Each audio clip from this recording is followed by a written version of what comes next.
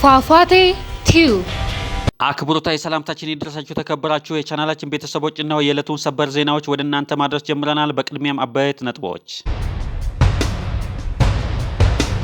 በሰው ልጆች ደም የምትጫወት አገር ኢትዮጵያ፣ ድሆች የሚያለቅሱባት አገር ኢትዮጵያ፣ ንጹሃን የሚጨፈጨፉባት አገር። የመደመር መንግስት ወዴት አለህ?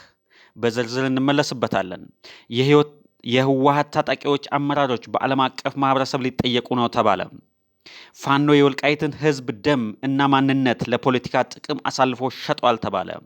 በራያ አላማጣ የህወሓት ኃይል ከፍተኛ ጥቃት ተፈጸመበት። በአየር የተወሰደበት እርምጃ በተደጋጋሚ ሰራዊቱን እየጎዳበት ነው፣ እየተበታተነ ነው ተባለ። 32 የአማራ ተወላጆች ታግተው ተወስደዋል። እናንተ ናችሁ ያስመታችሁን ተብለዋል። የህወሓት አርሚ 70 በኢትዮ ሱዳን ድንበር ተከቧል። ሸራሪና ላይ ተቀጥቅጦ ወደ ሱዳን ያፈገፈገው ይህ ኃይል አሁንም ሌላ ወጥመድ ውስጥ ገብቷል። አድማጮቻችን፣ ተመልካቾቻችን ለቻናላችን አዲስ ከሆናችሁ ሰብስክራይብ በማድረግ ይቀላቀሉ። መረጃው ለሌሎች እንዲደርስ ላይክ፣ ሼር ያድርጉ። በሰው ልጆች ደም የምቀልደው ኢትዮጵያ ብቻ ናት። የማዕከላዊ ኢትዮጵያ ክልል ሰላምና ጸጥታ ቢሮ ያወጣው መግለጫ ምን መልእክት አለው? የመንግስት አቋም የሚገልጽ ከሆነ እኛ ኢትዮጵያውያን መንግስት አልባዎች፣ በህግ የማንተዳደር፣ ሰብአዊ መብት ምን እንደሆነ ያልገባን የሰፈር የጎበዝ አለቃዎች የመንግስት ቢሮና ስልጣንን ይዘው ህዝብን የሚጨፈጭፉበት አሳዛኝ ምዕራፍ ላይ መድረሳችንን ቁልጭ አድርጎ ያሳያል። እውነቱን ለመናገር ድርጊቱም ሆነ መግለጫው እጅግ ያሳዝናል። ተመስገን ጌታቸው፣ ይታገሱ አሰግደውና ግዛው ግርማዬ የተባሉ 3 ወጣቶች በጸጥታ ኃይሎች ቁጥጥር ስር ውለው ነበር። እነዚህ ሰዎች ወንጀል ፈጽመው ይሁን ታጥቀው ረብሻ አስነስተው ወይም የጸጥታ ኃይል ላይ ተኩስ ሌላም ትልቅ ወንጀል ፈጽመው ሊሆን ይችላል። ዋናው ነጥብ ግን በቁጥጥር ስር መዋላቸው ነው። በቁጥጥር ስር የዋለ ሰው ለህግ መቅረብ አለበት እንጂ በአደባባይ ላይ በጥይት ተደብድቦ መገደልና አስክሬናቸው ሜዳ ላይ ተጥሎ መሄድ የትኛው ህግ ነው የሚፈቅደው? ዲሞክራሲያዊ ስርዓትና መልካም አስተዳደር እንገነባለን የሚል አካል እንዴት እንደዚህ አይነት ተራ ስራ አደባባይ ላይ የወጣ የጫካ ፍርድ ይፈርዳል? ማንኛውም ሰው ንጹህም የሆነ ወንጀለኛ መሆኑ ተረጋግጦ የእድሜ ልክ እስራትም ቢሆን የሞት ፍርድም ቢሆን የመወሰን ሙሉ ስልጣን ያለው ፍርድ ቤት ብቻ ነው። ስለዚህ የማዕከላዊ ኢትዮጵያ ክልል መንግስትና የጸጥታ አካላት ይህንን ህገወጥ ድርጊት በግልጽ መፈጸማቸውን አምነዋል፣ ገለናቸዋል ብለዋል። በዚህ መሰረት ይህንን ድርጊት የፈጸሙ የጸጥታ አካላትን ለህግ ማቅረብ አለባቸው። የክልላችንም ስም ለማጠልሸት እየተሰራ ነው አትበሉ። የክልላችሁን ስም ያጠላሻችሁት ራሳችሁ ናችሁ። በአደባባይ ህገወጥ ስራ፣ ኢሰብአዊ ድርጊት ፈጽማችኋል። ወጣቶቹ ይዛችሁ በቁጥጥር ስር ካዋላችሁ በኋላ የፊጥኝ አስራችሁ በጥይት ደብድባችሁ ገላችኋል። አስከሬናቸውን እንዳይነሳ ከልክላችኋል። በፍርድ አደባባይ የምትጠየቁበት ጊዜ ይመጣል። ፋኖ የወልቃይትን ህዝብ ደምና ማንነት ለፖለቲካ ጥቅም አሳልፎ ሰጥቷል ሲሉ የወልቃይት ምሁራኖች ከሰሱ። የወልቃይት ጠገዴና የራያ ጥያቄ ማንነትና የወሰን እንጂ የስልጣንና የኢኮኖሚ አይደለም ሲሉ የአካባቢ ምሁራን ገለጹ።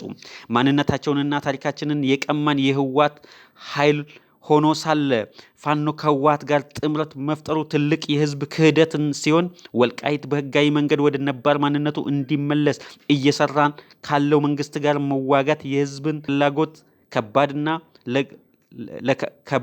ለግል ጥቅም ከመገዛት የመጣ አቋም ነው ሲሉ ገልጸዋል። የወልቃይት ህዝብ የታሪክ መዛባት በህጋዊ መንገድ እንዲስተካከል ከመንግስት ጎን እንዲቆም ምሁራኖች አስምረውበታል። የህወሓት ታጣቂ ኃይልና አመራር በዓለም አቀፍ ማህበረሰብ ሊጠየቁ ነው ተባለ።